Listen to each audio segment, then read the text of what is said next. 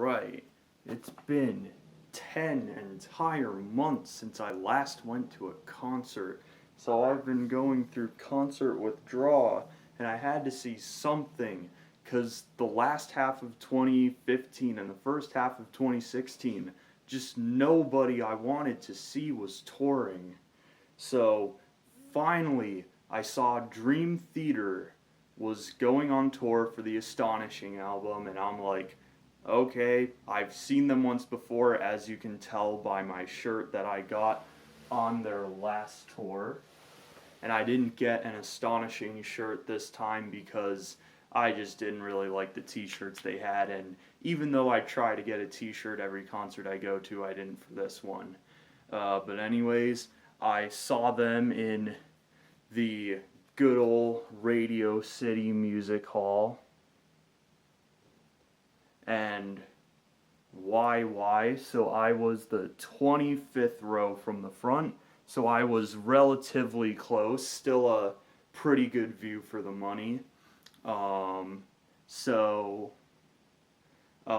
First, before I talk about the concert, first I should briefly mention the album, because I recently did an album review of The Astonishing just for filler, pretty much, because at the time I didn't want people getting bored with my channel because I was just not uploading anything at the time. But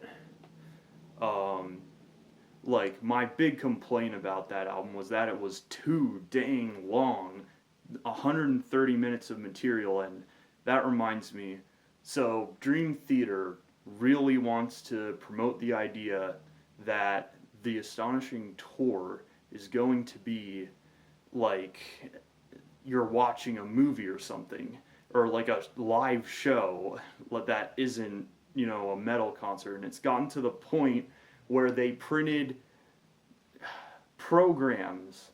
Look at that. They printed programs for the show with the whole set list on the back and all the information in it. And look, it's even like a movie. They have that's the exact same font. The credits are in the exact same font that you'd see on a movie poster. And no, John, Jordan, Mike, or James are not in the program at all. It's all just these characters from The Astonishing that never appear on stage. They only appear as brief little animations on the screens in the back. But anyways, I usually go through I usually just go through the songs, all the songs in the set list of a show I go to, just to get the most coherent, more coherent thoughts going. Okay, so, and one thing I want to say, this show was not overly loud, so I didn't need my earplugs for once, because as you all might know, those of you who've seen my other concert reviews, ever since I saw Lamb of God and rendered me deaf for 3 days, it was so loud. I now wear earplugs to every concert I go to, just to protect my hearing, because if you've ever gone deaf for that long, it's actually kind of scary, and I didn't want it to happen to me again. But anyways, getting into the actual tracks, starting with Act 1, Descent of the Nomaxes.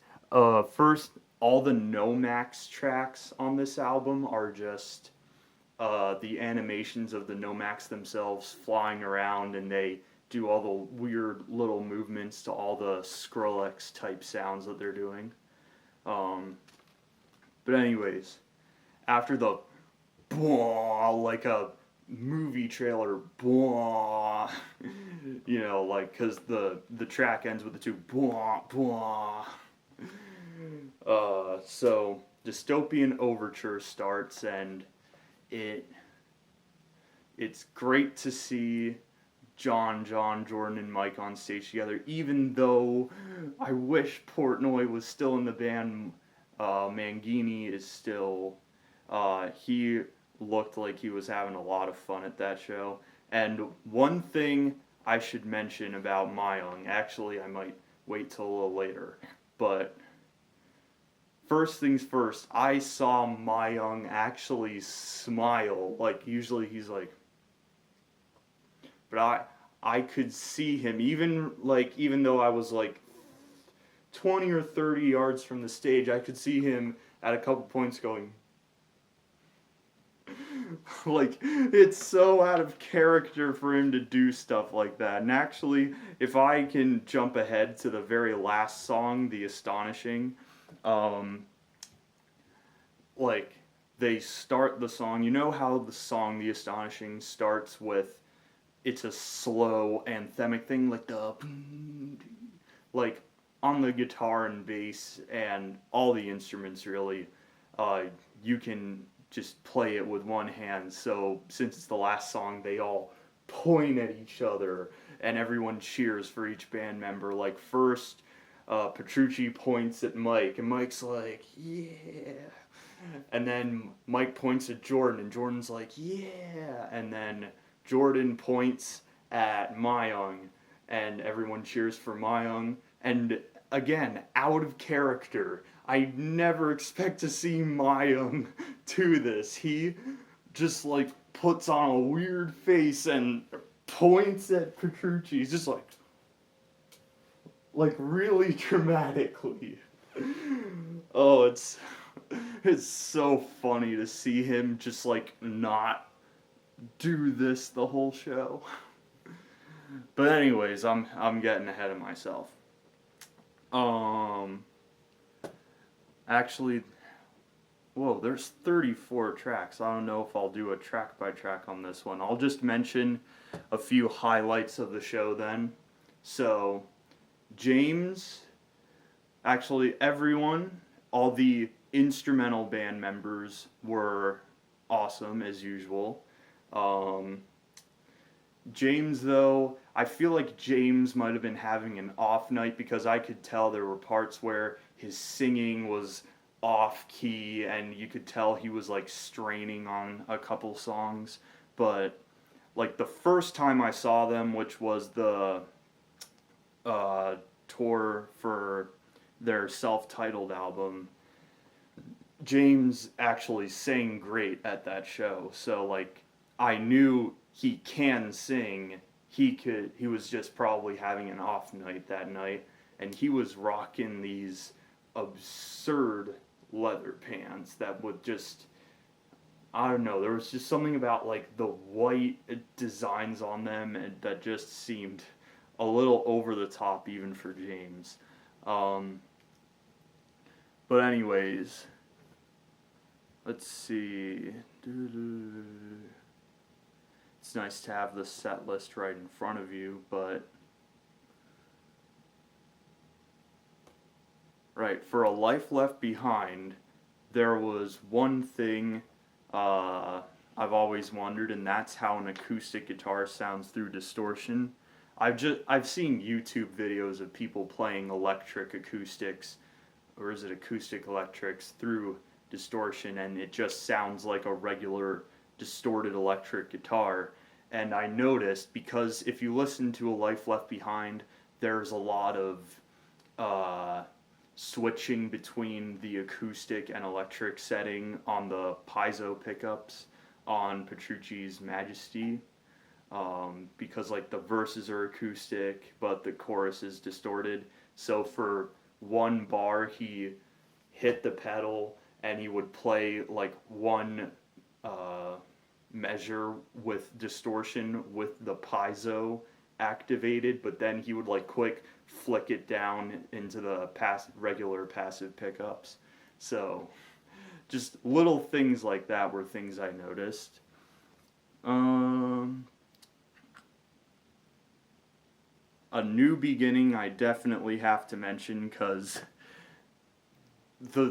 that solo was probably the highlight of the night for me, because ever since I made my album review for The Astonishing, that song has since grown on me, and that solo is one of my new favorite John Petrucci guitar solos. Like I have a ranking somewhere of like my top 50 solos, like guitar solos, and it made it onto the list. Like I put it somewhere in the middle, which is pretty incredible. But yeah, I love that solo. It was awesome to see it live. And since the song on the album fades out as he plays, uh, he kept soloing, like improvising for another minute. And of course, the crowd was loving it. Like everyone in front of me just stood up and everyone's cheering, and that was fun. Um, but other than that, the entire second half, I don't particularly care for myself. Um, like, apparently, Our New World is a bigger song than I thought it was because everyone was really getting into that song. And one thing I forgot to mention, one thing that kind of bugged me about the show is uh, I don't really have much to say about this show just because I usually have more things to say, but this review might run a little short. But anyways, uh, the last two tracks, Power Down and Astonishing, were part of an encore, and that I don't understand because the point of an encore is you make the audience think the set's over, like you say good night, and you like all the guitarists toss their picks into the audience, the drummer throws his drumsticks into the audience, and they walk off stage for a minute and everything's black, and then you know they're gonna come back on. But why would you do it with a show that you printed a pamphlet for, that you map out every song you're gonna play? It just, why did they do it that way? I don't get it. But anyways, I think like my big complaint about this concert overall is that it wasn't really diverse. It was just this entire album in its entirety, which was cool to see in its entirety, don't get me wrong, because I have to imagine learning 2 entire hours of new music, and not just any music, it's the complex Dream Theater music. They had to learn 2 entire hours of that, and that the logistics of that alone was very impressive to me. Um, but I just wish they would have done an encore with like 3 old songs. Like, I really want to see Metropolis Part 1 live. I really want to see The Spirit Carries On live. Even Hollow Years, that would be awesome live. Just, like, I don't know, there's a lot of Dream Theater songs I would love to see live. Maybe on the next tour, they'll actually go back to doing the old material again. So, who knows? I might be seeing them a third time. But anyways, as far as my personal opinions are concerned, it was good. I also liked how seamlessly they were able to incorporate the orchestra and choir recordings, and Jordan managing all of that. It was like, even though it would have been awesome to have an actual symphony performing everything, it still sounded amazing. But yeah, my big complaint is it wasn't really diverse enough. But what do you expect? Like, I like The Astonishing. I don't love it.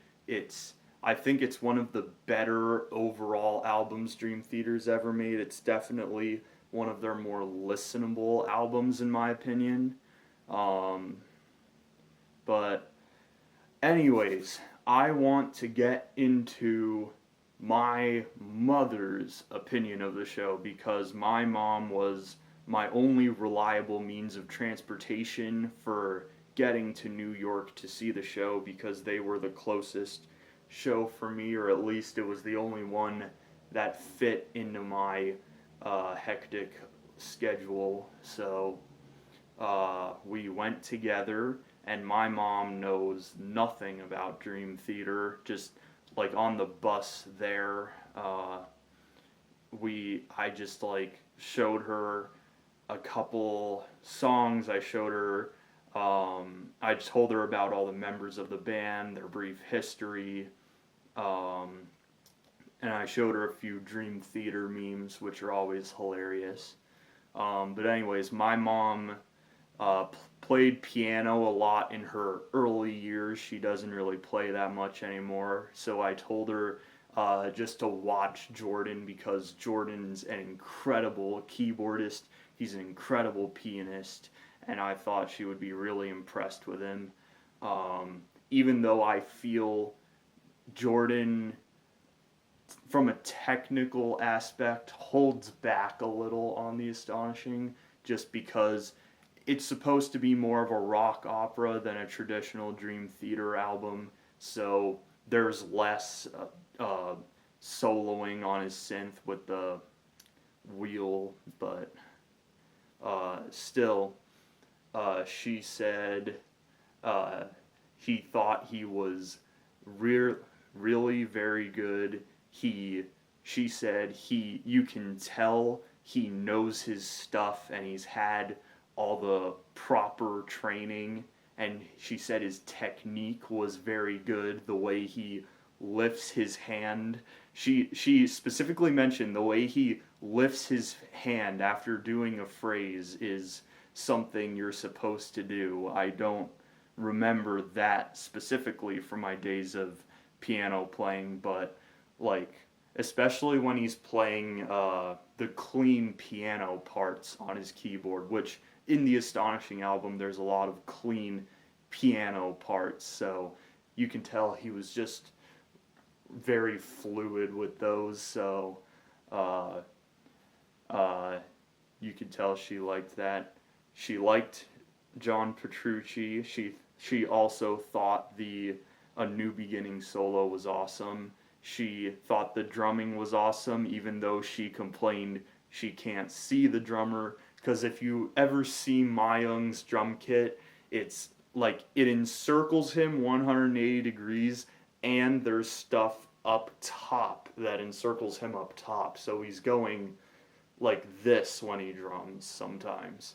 So, like, at least from the angle I was sitting 25 rows back, like all the way on the right side of the auditorium. So I had a great view of John Petrucci. I had a great view of both Johns, actually, but Mangini is, because there's like a pillar on his drum kit right here that kind of obscured my view, so I couldn't see Mangini's face a whole lot, but I could see his arms moving. And Mangini's hair is getting really long now. It's like longer than mine. And since Jordan's keyboard is like 360 degrees, like it can turn 360 degrees, like sometimes we had a good view of his hands, sometimes we didn't, but the only time we really had a truly obscured view of his hands is if he was facing Mangini, because, you know, Jordan likes to be on stage right. So when he faces the drum kit, he's like, I can't see his hands when he's there. But he was constantly turning around, and Jordan's the kind of guy where he always looks like he's having fun when he plays, like whether it's a solo, whether it's a rhythm part, whether it's just clean piano, you can just tell he's into it, he's feeling it, he's got a smile on his face. And John Petrucci was in world domination mode because when I flick this toggle switch down, I go out of kill zone mode into world domination mode because it's my hometown and I'm in New York. And if I were to kill anyone in the audience tonight, people would probably not visit me on Christmas anymore. They wouldn't give me my gold, frankincense, and myrrh every December 25th. So I just keep my playing to 2,000 notes per second instead of 4 billion because I don't want people to die tonight. That's my psycho exercises parody right there. But yeah, in all seriousness, John though was like his playing was superb, not a single mistake, and he was owning it. You could just tell like he has his arms up, getting people to clap. He's like, sometimes he would just have his arms up like this, like, yes, I am your god, guitar noobs. And I already mentioned Mayung had a few out of character moments where he was surprisingly like out of his shell. It might just be because it's their hometown or whatever, or at this point they've been touring the show for a while, so they have everything down now. And I wanted to pay attention to the bass because you can't really hear Mayung on the Astonishing album, so I looked over to him every once in a while, and for the most part, Mayung's bass lines on the Astonishing are very, like, for the most part, they're pretty simplistic and a little underwhelming. Like, he's either copying what John's doing, like literally just being the foundation for the guitar, or he's just hitting the root note of every chord every couple of measures. Like, there's very few times where he's actually like going nuts. And I don't think he even needed a 6-string bass for this show. He could have easily done it with a 5-string. But anyways, I guess that's everything I have to say about it. My only big complaint, like I said, is I wish they did stuff from some of their other albums, because the Astonishing album itself, they reuse a lot of themes a lot of the time, and by the end of the second act, they've repeated themselves so much that it starts getting a little repetitive and I start craving something else. But I guess other than that, I thought it was a great show and I'm glad I went. I did like the first concert I went to a little more, where they did half of the Awake album and a third of Scenes from a Memory, because it was really cool to see some of those songs played live. But anyways, did you see them on this tour? Have you seen Dream Theater at all, ever? Let me know what your thoughts are, and just let me know all about it in the comments section.